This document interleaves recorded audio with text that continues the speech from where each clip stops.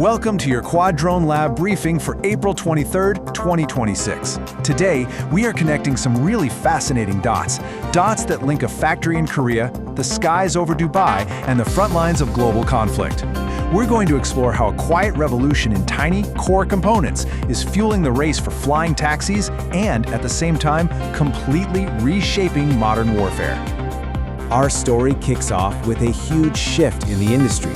Korean companies are finally breaking free from their reliance on foreign parts. And let me tell you, the ripple effects are massive. And we'll see how that newfound tech independence is the very thing that's making the dream of urban air mobility a reality. We're talking flying taxis, folks, and they're going commercial this year. And finally, we'll pull back to look at the geopolitical chessboard where these exact same technologies are ramping up tensions everywhere from East Asia to the Middle East. It all starts with the parts themselves. So let's dive right in. First up, this idea of technological sovereignty. Now, this isn't just about building the cool drones you can see. It's really about controlling the tiny, powerful brains inside that actually make them fly. You see, for years, the drone industry had this critical vulnerability. It was totally dependent on foreign parts, especially the flight controller, which is literally the brain of the drone. It was a chain of dependence that left the industry open to all sorts of problems. But what we just saw at Drone Show Korea 2026, well, it was basically a declaration of independence. Korean companies are forging their own path and turning these components into what you could call strategic national assets. Okay, a perfect example of this is ACROXR's new XR brand. They just unveiled their V6X flight controller, which is so smart because it's built on the universal Pixhawk standard.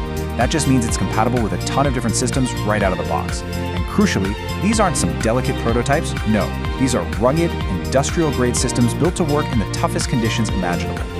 And get this, the market reaction, it was immediate. We're talking about negotiations for 20,000 units right from the get-go. This number, which is worth over 10 billion won, isn't just a sale, it's a massive vote of confidence from the market, basically signaling that this homegrown tech is absolutely ready for the big leagues. You know, the company's CEO really put it best. This is all about being able to compete and win on a global scale. And this ambition isn't just about small drones, it's about powering the entire next frontier of flight. Which brings us neatly to the future of our cities. Because that long-promised vision of urban air mobility, or UAM, is finally moving from science fiction to reality. And it's happening this year. Just take a look at Joby Aviation's timeline here.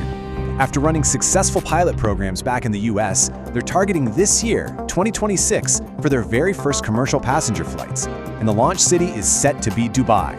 So what's the magic behind all this? It's a technology called eVTOL, which stands for Electric Vertical Takeoff and Landing. The easiest way to think about it is like a hybrid between a helicopter and a small plane. It can lift straight up off a rooftop but then fly forward efficiently like a winged aircraft, and it's all powered by electricity.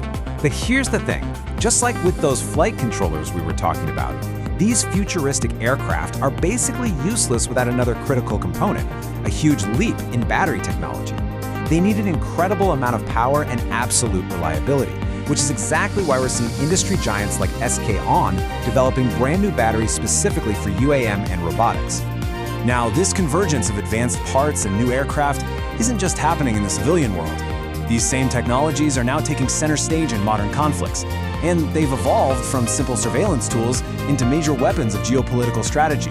For instance, just this week, the US rolled out new sanctions aimed at Iran's attack drone program. And the focus here is really on the supply chain. They're trying to stop the flow of critical components like servo motors by targeting specific individuals and companies across Iran, Turkey, and the UAE. It's a clear attempt to disrupt production right at the source. Meanwhile, over in East Asia, tensions are really heating up. Japan announced it's creating a new UAV unit to boost its surveillance capabilities. Well, North Korea's reaction was immediate and sharp, calling it a reckless military act. It just goes to show you how quickly the deployment of drones can become a flashpoint for a major diplomatic crisis. So, okay, we've got this amazing innovation happening at the component level on one hand and serious tension on the global stage on the other. Well, those forces are creating some powerful ripple effects right back home, shaping everything from financial markets to how we plan on keeping major public events safe. On the financial side, aerospace stocks are on a tear, but it's not the big, famous plane manufacturers. It's the companies making the tech that enables everything else. FiberPro, for instance, makes anti-jamming GPS technology that's crucial for military drones, and their stock is surging. Same goes for companies that supply advanced materials to players like SpaceX, because it turns out the lightweight, super strong metals you need for rockets are the exact same ones you need for advanced drones. And this technology is already being put to work to protect the public. With the 2026 World Cup just around the corner, the host nation Mexico has announced that drones are going to be a key part of its 100,000-strong security force, giving them an invaluable eye in the sky to help keep that massive event safe. So when you step back and look at all these different stories, it raises a really important question. What's the common thread here? What is the real engine driving this entire revolution?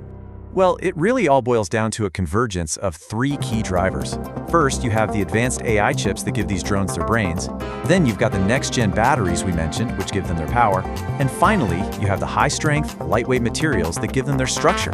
Literally everything we've talked about today, from Korean tech independence to flying taxis to geopolitical conflict, it's all powered by advances in these three areas. And believe me, what we've covered today is just one day's snapshot. The pace of change in this industry is just staggering, and the connections between technology, business, and global security are getting more and more complex every single day. Making sense of it all is what we do here every single day. These daily briefings are how we help our Quad Drone Lab channel members stay ahead of the curve. So if you want to keep getting these critical updates with us, becoming a member is the absolute best way to do it. And for an even deeper dive into any of the topics we touched on today, please be sure to visit our blog. We have it available in both Korean and English. Thank you so much for joining this Quad Drone Lab briefing. We'll see you tomorrow.